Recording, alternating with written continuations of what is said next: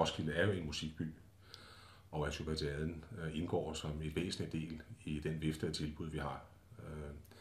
Det spænder fra den nye rytmiske musik, festivalen over Supertiaden til vores orgelkoncerter i Domkirken hver sommer. Og i øvrigt et stort og rigt musikliv. Så mener I som turistorganisation faktisk har et spekter at tilbyde? Helt sikkert. Interessen mærker vi jo både fra de lokale, men også fra turister, både fra Danmark og fra udlandet. Og det er oplagt, at Supertiaden også har fået et ry uden for landets grænser. Hvordan kan I se det? Jeg vil se på folk, der kommer direkte målrettet ind og spørger om informationer om Supertiaden.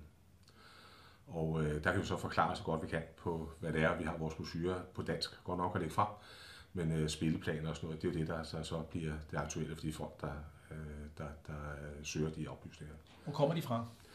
De kommer typisk Tyskland, eller fra det kontinentet, kan vi sige, Tyskland, Holland, Østrig, Italien. Det er de gamle vesteuropæiske lande primært, der kommer, når det er udlændinge, vi taler om det i forbindelse her. Hvad siger de så, når de kommer og siger som turister og spørger jer? De spørger specifikt på enten spørger de på musik, koncerter i Roskilde, eller også spørger de specifikt omkring Supertiaden. Og det, der er spørgsmål om mange gange for turister, det er også det, at tilgængeligheden med billetter er ret væsentlig. Nogle gange er det jo kommet til at svært, der er udsolgt ret tit på nogle af billetterne, på nogle af koncerterne.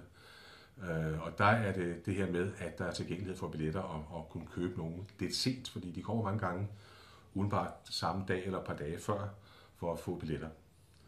Så det er det, vi håber på, det er, at vi så kan servicere med at kunne sælge billetter til dem. Hvor tror du, de har hørt om Supertiaden fra? Jeg tror, de har læst om det i forskellige musikmagasiner eller kendt igennem musikforeninger rundt omkring. Nu gør vi også det, at vi har jo vores brochure omkring Roskilde, Destination Roskilde Lejre. Det er en brochure, der bliver trykt i 90.000 eksemplarer, og bliver trykt på dansk, tysk og engelsk. Og den bliver også sendt i meget stor omfang sendt til udlandet allerede i forbindelse med, at vi udgiver den i foråret. Der er både rejseselskaber, der er privatpersoner, der beder om at få tilsendt det. Og der indgår så jeres helside annonce jo helt klart i information om, hvad der er af muligheder i Roskilde.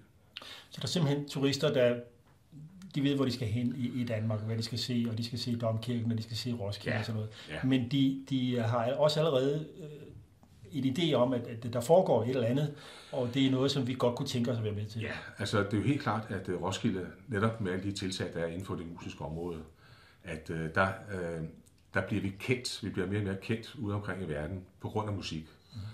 Plus at de ved også, at det er et turiststed. Altså vi har også nogle rent faktiske ting som Domkirken og Vikingeskibsmuseet, Sagnlandet, Lejre.